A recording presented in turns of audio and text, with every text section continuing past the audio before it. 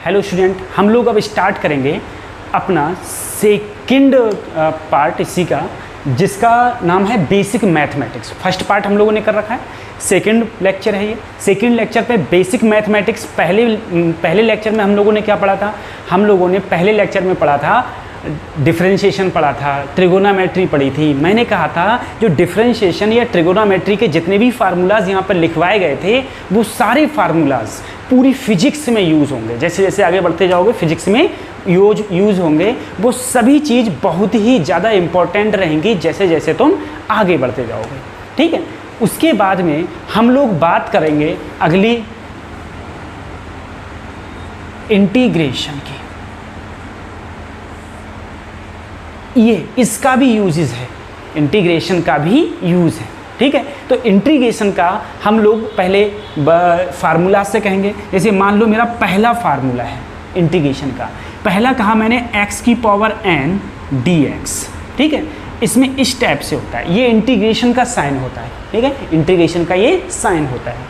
अगर मैं इसका इंटीग्रेशन करूं, डिफरेंशिएशन में कैसे होता था, ध्यान करो, डी ओवर डी एक्स या डी ओवर डी टी ऐसे होता था। इंटीग्रेशन में integration d n x n d x. तो इसका हो जाएगा, हम लोग क्या करेंगे, देखो क्या करना है। जैसे मान लो अगर कभी भी इंटीग्रेशन आए तो कैसे समझोगे, नीट के बच्चों के लिए बता रहा हूँ। ठीक है, मैथमेटिक्स के बच्चों के लिए तो पूरा चैप्टर है इंटीग्रेशन का बहुत बड़ा, मैं नीट के पॉइंट ऑफ व्यू से बता रहा हूँ। अगर हम बिल्कुल स्टार्ट कर रहे हैं कि हम लोग कैसे सीखेंगे, तो कैसे सीखेंगे। मान लो ये डी है ही नहीं, यहाँ पर क्या है dx, तो मान लो यहाँ d है ही नहीं। अगर यहाँ d नहीं है तो सिर्फ यहाँ क्या बचा, x बचा। और x की जब इससे मल्टीप्लाई करेंगे तो आएगा x की पावर n+1। अरे एक पावर ऐड ही तो हो जाएगी। ठीक है, तो जितना ऊपर उतना ही कहाँ आता है, नीचे। पावर अभी x पर कितनी है, n+1, तो नीचे भी क्या आ गई, n+1 प्लस एक कांस्टेंट आता है जिसे हमने क्या बोल दिया, c बोल दिया। ठीक है, बस अगर ये चीज़ आ गई तो समझो इंटीग्रेशन नीट में मेनली जो भी इंटीग्रेशन आते हैं वो सब इसी फार्मूलाज के बेस पर आते हैं। ठीक है, उसके बाद में जैसे और मैं क्वेश्चंस कराऊं, मैंने तुमसे कहा मान लो 1 × dx, तो इसमें करना कुछ नहीं होता है, बस खाली ये समझ लो जैसे dx है तो यहाँ पर d मान लो है ही नहीं। अगर d नहीं है तो सिर्फ क्या बचा, x की किससे मल्टीप्लाई कर दो, 1 से, तो क्या आ गया x, और साथ में क्या आ जाता है, c क्या होता है, एक कॉन्स्टेंट टर्म होती है। ठीक है, c एक कांस्टेंट टर्म हो गई। उसके बाद मैं तुमसे बहुत सारे क्वेश्चन इसी में कहूँ। जैसे क्वेश्चन मैंने कहा बताओ x की पावर 5 × dx। ठीक है, अब क्या करना है, अब ये करना है, मान लो कि d है ही नहीं, सिर्फ क्या बचा है, x की जब इससे मल्टीप्लाई करी तो देखो, जब x की इससे मल्टीप्लाई करोगे तो यहाँ पर पावर कितनी है, 5। जब x की पावर 5 की मल्टीप्लाई x से हुई तो कितना हुआ, x की पावर 5 + 1। अरे यही तो हुआ, 5 और 1 इसकी, क्योंकि मल्टीप्लाई में पावर्स क्या हो जाती हैं, ऐड हो जाती हैं। तो 5 + 1, और जितना ऊपर उतना नीचे प्लस क्या आ गया, c। इसका मतलब x की पावर 6/6 प्लस यार c क्या है, c एक कांस्टेंट है, c एक कांस्टेंट है। ठीक है, उसके बाद में और इसके इंटीग्रेशन की बात करेंगे। जैसे मैंने कहा मान लो sin x का इंटीग्रेशन क्या होता है, integration of sin x × dx। अगर sin x का इंटीग्रेशन देखोगे तो sin x का इंटीग्रेशन जो तुम्हारा होता है वो होता है -cos x। ध्यान करना, -cos x। अगर मैं cos x का इंटीग्रेशन देखूंगा तो cos x का इंटीग्रेशन होता है sin x प्लस का, sin x प्लस का। ठीक है, ऐसे ही इंटीग्रेशन 1/x का क्या होता है, 1/x का इंटीग्रेशन हो जाएगा, याद रखना, log ex plus c, log ex plus c होता है। ठीक है, और एक और ध्यान रखो, क्या, e की पावर x का जो इंटीग्रेशन होता है, मैंने कहा e की पावर x को कुछ होता ही नहीं है, चाहे वो डिफरेंशिएशन हुआ चाहे वो इंटीग्रेशन हुआ, सभी में क्या होगा, e की पावर x dx का होगा e की power x plus c, e की पावर x प्लस c होता है। ठीक है, उसके बाद में अब हम लोग अगले बढ़ते हैं, इंटीग्रेशन के क्वेश्चंस करते हैं। ठीक है, तो ये तो मेन रूल थे जो कि आपको नीट में यूज़ होंगे। ठीक है, नीट में इसी टाइप के क्वेश्चंस आएंगे, इस टाइप के क्वेश्चंस को यूज़ होंगे। जैसे मैंने तुमसे कहा, मान लो कि तुम्हें इंटीग्रेशन करना है, किसका इंटीग्रेशन करना है, तुम्हें इंटीग्रेशन करना है 2x स्क्वायर प्लस 3 का, किसके रिस्पेक्ट में, मैंने मान लिया dx के रिस्पेक्ट में करना है, किसके रिस्पेक्ट में, dx के। तो देखो इंटीग्रेशन का तरीका क्या होता है, अगर कोई क्वेश्चन दे दिया गया है, इंटीग्रेशन का तरीका क्या होता है, जिससे देखो dx है तो मान लो d है ही नहीं, d नहीं है तो क्या बचा, सिर्फ x, और x की मल्टीप्लाई जब इससे करोगे तो 2x की पावर क्या हो जाएगी, 3, अरे x स्क्वायर और मल्टीप्लाई किससे किया है, x से, तो क्या हो गया, x की पावर 3, तो जितनी पावर ऊपर उतना ही पावर नीचे। 3 की x से मल्टीप्लाई करो तो क्या हो जाएगा, 3x, पावर क्या है 1, तो नीचे भी क्या आ गया 1 प्लस क्या आ गया c, ये क्या आ गया, ये इंटीग्रेशन आ गया, ये क्या आ गया, इंटीग्रेशन। ऐसे ही तुमसे अगर इंटीग्रेशन इसमें और पूछ लिया जाए क्वेश्चन में, मैंने कहा मान लो तुमसे इंटीग्रेशन के लिए कहा गया है कि sin x plus 3t square plus 2 और किसके रिस्पेक्ट में कह दिया, dx के रिस्पेक्ट, किसके रिस्पेक्ट में, dx के। अब क्या करें सर, अब क्या करें, तो मान लो यहाँ d है ही नहीं, d नहीं है तो सिर्फ क्या बचा, x की मल्टीप्लाई पहले, अच्छा d है नहीं, x है, तो उसमें देखो इसमें क्या करोगे, कुछ टर्मिनोलॉजी तुम्हें याद करनी, जैसे यहाँ पर क्या है साइन, तो साइन का क्या हो जाता है माइनस कॉस, तो साइन के लिए तो लगाना, तुम साइन के लिए क्या लगाओगे, माइनस कॉस एक्स। लेकिन देखो साइन एक्स कॉस एक्स और ये e की पावर x, इन सब में ये चीज़ छोड़ दी जाती है। अब मैं आऊँ इसमें, 3t स्क्वायर है, अगर d को ख़त्म मान लो तो सिर्फ x बचा, x की इससे मल्टीप्लाई करी तो क्या हो गया 3t स्क्वायर x, ऐसे 2 की x से मल्टीप्लाई करी तो 2x plus c, 2x plus क्या आया c, ठीक है। तो यही क्या हो गया, ये इसका इंटीग्रेशन ये हो गया, किसके रिस्पेक्ट में इंटीग्रेशन किया हुआ है, रिस्पेक्ट में किसके द्वारा इंटीग्रेशन किया हुआ है, ये इंटीग्रेशन किया हुआ है तुम्हारा dx के साथ में, dx से तुमने क्या किया है, एक प्रकार से इंटीग्रेशन किया है, ठीक है। तो ये तुम्हारा इस टाइप से इंटीग्रेशन का पार्ट हो जाता है, ठीक, कि ये इंटीग्रेशन का तुम्हारा पार्ट हो गया। एक इंटीग्रेशन और बताओ, मैंने तुमसे कहा मान लो तुम्हें इंटीग्रेशन बताना है x की पावर 3/2 प्लस y की पावर 2 प्लस 6z का, अगर मैं इंटीग्रेशन कहूँ तुम करो dx के रिस्पेक्ट में, तो कैसे करोगे, तो सबसे पहले क्या करो यार, लो मान लो यहाँ पर d है ही नहीं, सिर्फ क्या बचा x, और x पर पावर कितनी है 1, इसकी मल्टीप्लाई जब इससे होगी तो x बेटा एक पावर क्या हो जाएगी, ऐड हो जाएगी, अभी पावर कितनी है 3/2, फिर क्या हो जाएगी 3/2 प्लस 1, जितनी पावर ऊपर उतना ही पावर कहाँ रहता है, नीचे रहता है, जितना पावर ऊपर है उतना ही पावर कहाँ है, नीचे।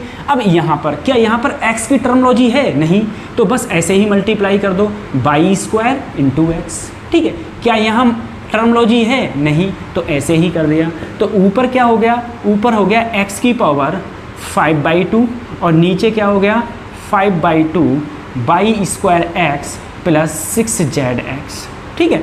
2 अगर ऊपर जाएगा तो क्या हो जाएगा 2x की power 5/2/5 plus y square x plus 6zx, और साथ में बच्चों क्या आ जाता है, एक कांस्टेंट टर्म इंटीग्रेशन में हमेशा रहती है, जो क्या है c है, ठीक। एक क्वेश्चन और करा रहा हूँ, लास्ट क्वेश्चन करा रहा हूँ इंटीग्रेशन का मैं, ठीक है, फिर आप इंटीग्रेशन लगभग समझ ही गए। इंटीग्रेशन पे मैंने तुमसे कहा इंटीग्रेशन करो 2x square plus t minus 3, किसके रिस्पेक्ट में, dt के रिस्पेक्ट, ठीक है।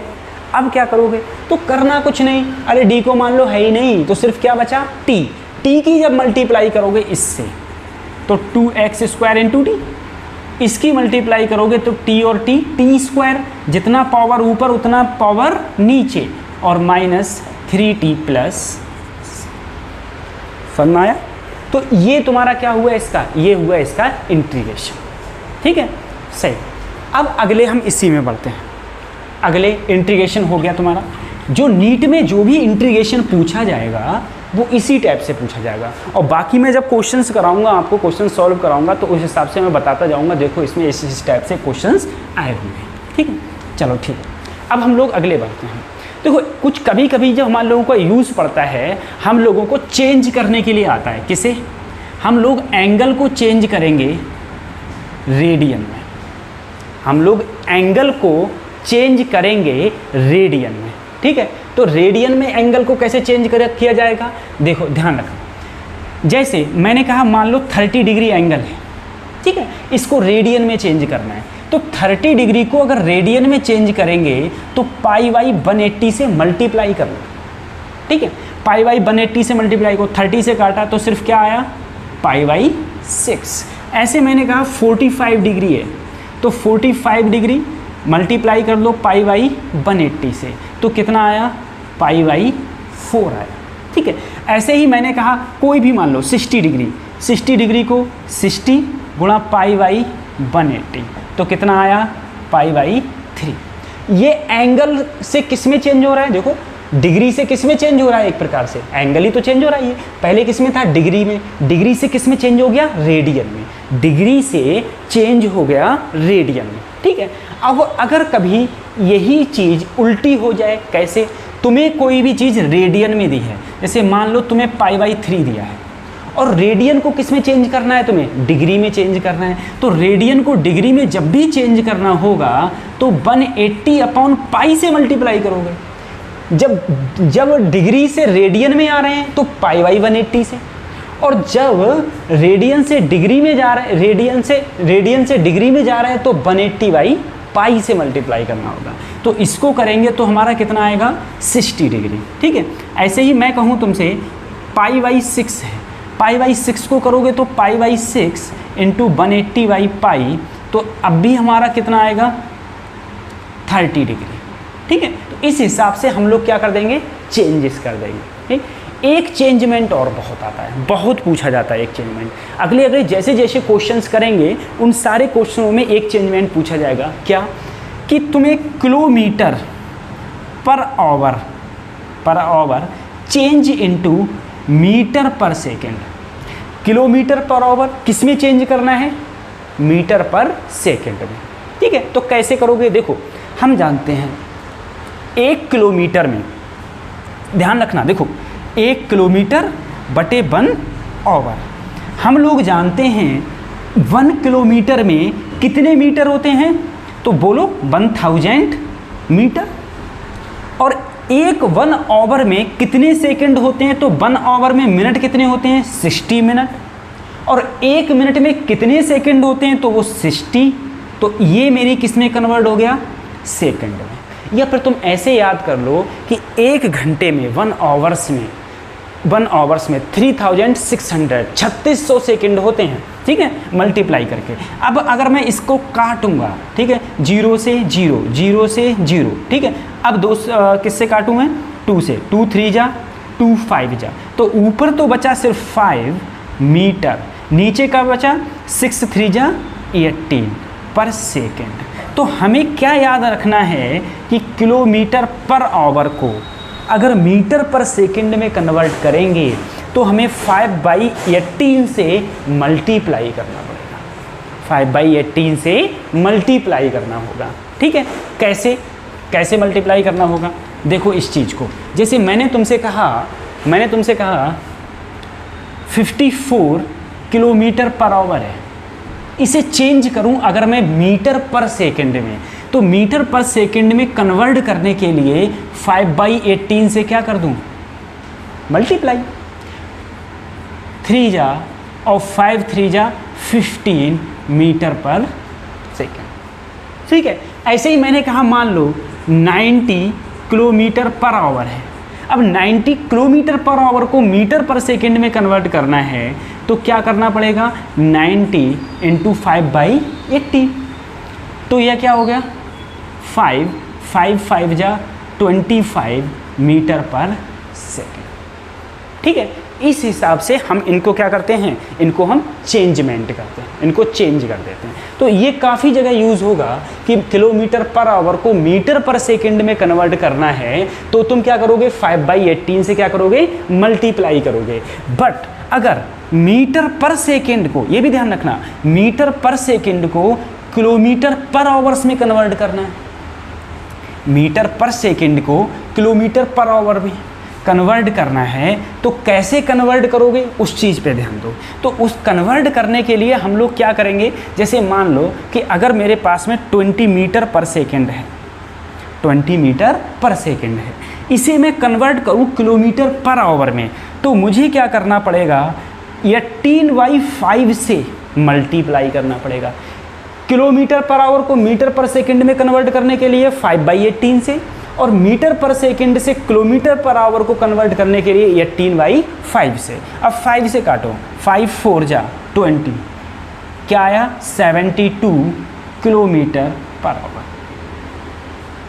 ठीक है, ऐसे। तो ये चीज़ को तुम्हें याद रखना है। ठीक, एक चीज़ और है जो हम लोगों को पूर्ली याद होनी चाहिए। जैसे ही कोई वैल्यू बोले, जैसे ही कोई बंदा वैल्यू बोले, या जैसे ही कोई वैल्यू लिखी हुई आए क्वेश्चन में, तुरंत आंसर पता होना चाहिए। ठीक है, तो उसके अब हम टेबल की बात करेंगे। अब हम बात करेंगे टेबल की। जैसे मैंने ट्रिगोनोमेट्री इससे पहले पढ़ाई थी, ठीक है, तो उसी की एक टेबल है। टेबल क्या है, तो टेबल में तुम्हें बस जो पूरी फिजिक्स में तुम्हारी यूज़ होनी है, या फिर जो फिजिक्स में आएगी, जो पूरी फिजिक्स में तुम्हारे यूज़ होंगे, वो वैल्यूज़ बता रहा हूँ मैं तुम्हें। एक साइन का यूज़ होगा, एक कॉस का यूज़ होगा, एक टैन का यूज़ होगा, और बाकी सबको हम क्या करेंगे, जैसे कॉट आ गया तो कॉट को हम लिख सकते हैं ना 1/10। ठीक है, ऐसे तो वो सारी वैल्यूज़ को हम लोग लिख सकते हैं। तो वो तुम्हें याद होनी चाहिए। वो भी कैसे, 0 degree, 30 degree, 45 degree, 60 degree and this is 90 degree. ठीक है, अच्छा 0 डिग्री को हम लोग क्या बोल देंगे, रेडियन कितना हो जाएगा, तो ये 0 ही रेडियन होगा। इसको क्या बोल सकते हैं, π/6 रेडियन। इसे क्या बोल सकते हैं, π/4 रेडियन। इसे क्या बोलेंगे, π/3 रेडियन। और इसे क्या बोलेंगे हम लोग, π/2 रेडियन। ठीक है, अगर रेडियन की कभी भी बात आएगी तो ऐसे हम लोग इसे रेडियन में भी बोल सकते हैं, रेडियन में भी बोल सकते हैं। ठीक है, तो याद रखना इसमें क्या, साइन 0 की वैल्यू 0, साइन 30 की वैल्यू 1/2, साइन 45 की वैल्यू 1/√3 और 1/√2, और ये होता है √3/2, और ये क्या होती है 1। ये वैल्यू उठा के यहाँ रख दो, 0 1 हो गई, cos 0 की वैल्यू 1, और ये √3/2, ये 1/√2, ये 1/2, और ये कितना हो गया 0। अब यहाँ पर देखना, ये tan 0 की वैल्यू 0, और यहाँ पर वैल्यू होगी 1/√3, ये होगी 1, ये होगी √3, और ये क्या होगी इनफाइनाइट। ठीक है, ये क्या हो जाएगी तुम्हारी, इनफाइनाइट हो जाएगी। तो ये वैल्यूज़ जो हैं वो तुम्हें याद होनी चाहिए। जैसे अगर कहीं भी तुमसे ये कहा जाए बताओ sin 60 की वैल्यू, तो तुम्हें तुरंत पता होना चाहिए sin 60 की वैल्यू ये होती है। कोई तुमसे पूछेगा कि cos 60 की वैल्यू क्या हो जाएगी, तुम्हें पता होना चाहिए 1/2 है। cos 60 की वैल्यू तुम्हें पता होना चाहिए कितनी है, 1/2 है। ठीक है, तुमसे कोई पूछे बताओ tan 0 की वैल्यू, तुम्हें तुरंत पता होना चाहिए कि 0 होती है, और tan 90 की वैल्यू तुम्हारी कितनी होती है, इनफाइनाइट होती है। ठीक है, ये वैल्यू तुम्हें याद नहीं करना है। बच्चे कहेंगे टेंथ में टेबल तो सबको याद होती है, लेकिन आपको ओरली ही याद होने चाहिए, जिससे क्वेश्चन तुम जल्दी से जल्दी लगा पाओ। ठीक है, अब मैं कुछ फार्मूलाज की बात करता हूँ, जो फार्मूला इतने यूज़ होंगे फिजिक्स में बहुत ही ज़्यादा। ठीक है, जैसे पहला फार्मूला, अगर मैं पहले फार्मूला की बात करूँ, जो हर कदम कदम पे यूज़ होगा, क्या, sin square theta plus cos square theta equal to 1। हर कदम पर तुम जितने भी आगे बढ़ोगे तुम्हारा ये फार्मूला हमेशा ही काम आएगा कि sin square theta plus cos square theta क्या होता है, 1 होता है। ठीक है, sin square theta plus cos square theta बराबर 1 होता है। ठीक है, सही। उसके बाद में अगला हम फार्मूला याद करेंगे 1 + tan स्क्वायर थीटा, ये भी याद होना चाहिए। 1 + tan स्क्वायर थीटा किसके बराबर होता है, sec square theta. 1 + tan square theta किसके बराबर होता है, तुम्हारा sec स्क्वायर थीटा। ऐसे ही 1 + cot स्क्वायर थीटा ये बराबर होता है, याद करना, कॉसेक स्क्वायर थीटा के। 1 प्लस कॉट स्क्वायर थीटा किसके बराबर होता है? कॉसेक स्क्वायर थीटा के। इसी टाइप से जैसे साइन 2 थीटा का फार्मूला इतनी जगह यूज़ होगा, बहुत जगह, साइन 2 थीटा का। साइन 2 थीटा का फार्मूला होता है 2 sine theta into cos theta, 2 sine theta into cos theta. ऐसे ही तुम्हारा कॉस 2 थीटा के 3 फार्मूला हैं और बहुत यूज़ होंगे, याद कर लेना तीनों के तीनों। कौन सा? पहला फार्मूला होता है cos square theta minus sine square theta. Second formula है इसी का ही 2 cos square theta minus 1। Third formula है 1 माइनस 2 साइन स्क्वायर। ठीक है, फर्स्ट, सेकंड और ये थर्ड फार्मूला क्या है? 1 माइनस 2 साइन स्क्वायर थीटा। ठीक, और कुछ फार्मूलाज भी हैं जो फार्मूला तुम्हें याद होने चाहिए। जैसे वेरी सिंपल फार्मूला लिखवा रहा हूँ मैं यहाँ पर तुम लोगों को। ठीक है, जैसे एक फार्मूला ये है साइन a प्लस बी का फार्मूला, ये होता है sine a cos b plus cos a sine b। Sine a minus b का फार्मूला ये होता है sine a cos b minus cos a sine b। ठीक है, कॉस a प्लस b का फार्मूला ये होता है cos a cos b minus sine a sine b। एक formula cos a plus b का फार्मूला, a माइनस b का formula ये होता है cos a cos b plus sine a sine b। ठीक है, ये सारे फार्मूलाज तुम्हें क्या होना चाहिए? याद होना चाहिए।